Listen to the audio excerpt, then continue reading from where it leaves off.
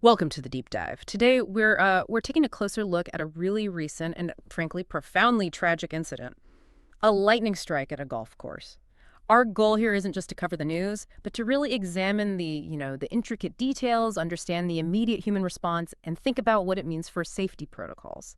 Everything we talk about today comes directly from the specific sources we've gathered on this event. Okay, let's unpack this. Exactly. And what's fascinating here is just how quickly a situation like that, an outdoor environment that seems perfectly fine, can turn incredibly dangerous.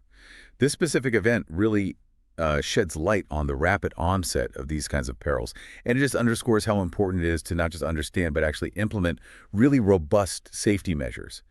By looking closely at incidents like this one, we can learn some vital things for both personal safety and how institutions prepare. So, this devastating incident, it happened on July 8th, 2025. A 28-year-old golfer, Simon John Mariani from Franklin Lakes, New Jersey. He was tragically struck by lightning. This was at the 15th hole of Ballyowen Golf Course. That's part of the Crystal Springs Resort in Hardyston, New Jersey. And it happened during an all-day Ironman golf competition, which, that format itself means players are out there for a long time exposed. Increasing that exposure window significantly. Right. And here's where it gets really interesting. There's this vivid eyewitness account from a Brian Delia. He was apparently on the 14th hole just before it happened, and he actually filmed these ominous dark clouds rolling in. And then moments later, he saw the lightning bolt strike Mariani, who he estimated was about 300 yards ahead. Wow. That detail, the filming beforehand, it really highlights the sheer speed and, frankly, the unpredictability we're talking about with these weather events. It shows just how rapidly conditions can change.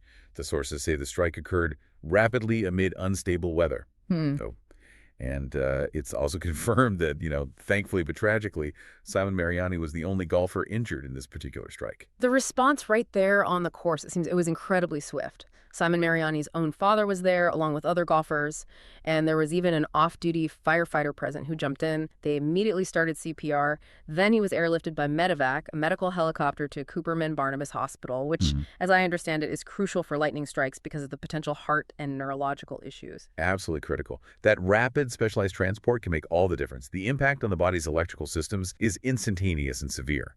But despite those immediate, really dedicated efforts to CPR right away, the fast medevac, the outcome was, heartbreaking.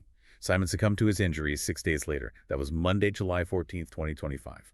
It's awful. And naturally, this terrible outcome brings up urgent questions, doesn't it? About, the warnings. Were there preventative measures in place?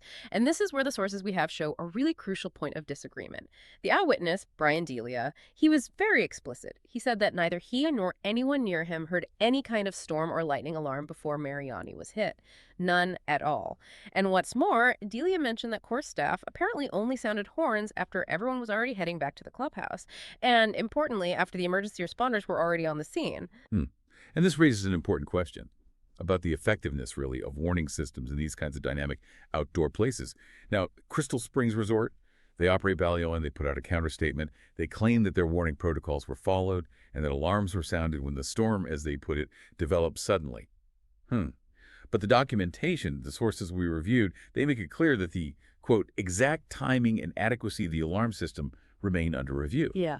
So that's clearly a critical point still under scrutiny. It really speaks to the challenge for these venues, ensuring warnings are timely and, actually heard. Yeah, that discrepancy is significant.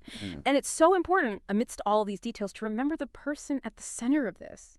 Simon Mariani. He sounds like an impressive young man, a graduate of the University of Notre Dame, got his bachelor's in accounting and economics back in 2019, then a master's in finance just in 2024.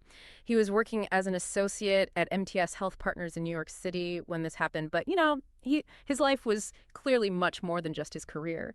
The sources mention he loved painting, baking, photography, music, apparently a big fan of both Taylor Swift and Jimmy Buffett. That's quite a range.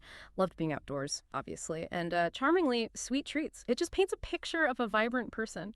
He's survived by his parents, Scott and Kathleen, and 2 sisters. His funeral mass is scheduled for this Friday. So what does this all mean when you hear about his life like that? Well, I think connecting Simon's story, his life, back to the incident, it really powerfully underscores the key takeaways here from the sources. If we connect this to the bigger picture, This whole event is just such a sobering reminder of how incredibly quickly outdoor conditions can become dangerous. The lightning strike happened with alarming speed amid weather that was already unstable. It's also key that no other golfers were hurt, which maybe speaks to the localized nature of lightning, but it's still, a fact of the incident. And as we've discussed, that major point, the exact timing and adequacy of the alarm system, that's still under review. That's crucial. And finally, the tragic reality that despite immediate CPR and that fast medevac, the injuries were just too severe. They were ultimately fatal. It really drives home the vital importance of lightning safety protocols, real-time ones, at golf courses, and frankly, any large outdoor venue. Yeah.